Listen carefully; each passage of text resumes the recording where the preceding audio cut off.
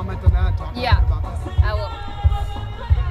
I have to say it's quite special to see how they did this. And I'm actually staying in their house.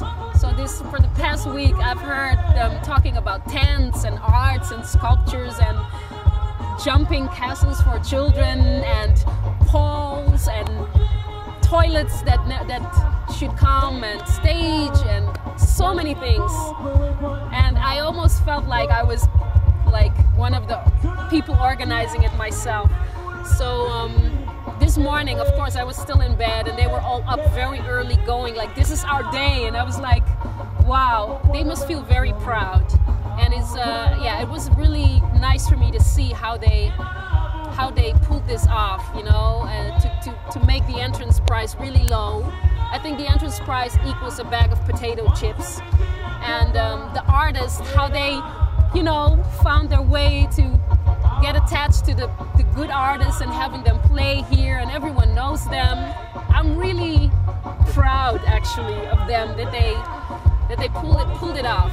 They pulled it off, and I think, I mean, if it's a success and Uganda wants it next year, I think it's going to be much, much bigger. And I think more people from Uganda will come because we're from Europe or the States or whatever are used to the concept festival. And I don't think that the people here are used to the concept festival.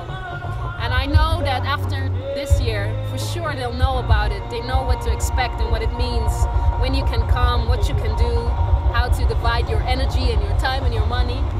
So I think it's going to be brilliant next year. Please talk a little bit about how you became an artist, how you became a musician. Sure, yeah. When people ask me how did I become an artist, that's like an almost impossible question. I think I started music when I was like 3, and it took many forms in my life. Like first, it was just like a disciplinary thing. My dad just wanted every one of his kids to be able to play music. After that, I started rapping. After that, I became a background singer, and I felt really comfortable being a background singer because I was also a student. I went to the university and studied educational science. Then I was also a model. So being a background singer kind of, you know, it was a good life. I mean, I just, you know, like holding different balls, like, yeah. And then very late in my career, like when I got 30, one of the record labels said like, now enough is enough. You've been backing up so many artists for the past 12 years. It's time that you bring out your own music. And I was like, really? So all the songs I ever wrote, I took them from everywhere, from old discs, you know, and old pieces of paper, and I just took everything together and I was like, okay, for the first time I'm collecting my own music and making albums. Yeah, that's my story. It's a bit long actually.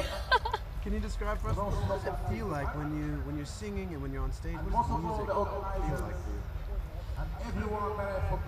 I think it's number one, it's fun. It's vibe and feeling and fun. I've seen a lot of artists, and if I don't understand the language they sing in, but I can still enjoy it, then I know that they're really enjoying themselves, and that's the enthusiasm is being how do you say that? I feel their enthusiasm, and that's what, you know. So fun is the most important one, and it's also about letting yourself, being able to let yourself go, you know. And if you can do that, people will feel that as well, and you will feel it as well. It's actually really a feeling thing. Like you can make it very technical as you want, but in the end it's all about vibe and feeling, and everything can go wrong. Like I just met the band 2 days ago. They never heard of my songs. They try to get it together, and if one misses a cue or the thing doesn't really, you know, still you see people doing their thing, and I think that's music. Like just go with the flow. Yeah. Can you? I noticed you picked the Bob Marley song "Stand Up." Get up here. And can you just talk about what does music play in role with human rights? It's more for me. I'm curious. What you think about music as something that empowers people? Can you comment on that? Or? I think music empowers people, but I think a lot of things empowers people. Art, philosophy. It can be anything, really. You know. But most of all, I think music unites people. You know, number one maybe, because when you look at a festival, maybe you're standing next to someone, you're dancing close to someone, vibing with someone you would never talk to in the streets. But because you were enjoying that same thing up there, you somehow feel like a bond. I even know people who are a fan of the same person, and then they meet each other as fans on some site, and then eventually they end up being real friends in real life, going to those concerts together. I mean, come on. That is a big proof for me that music unites people, and therefore empowers people also. Yeah. Those are all the questions. All right.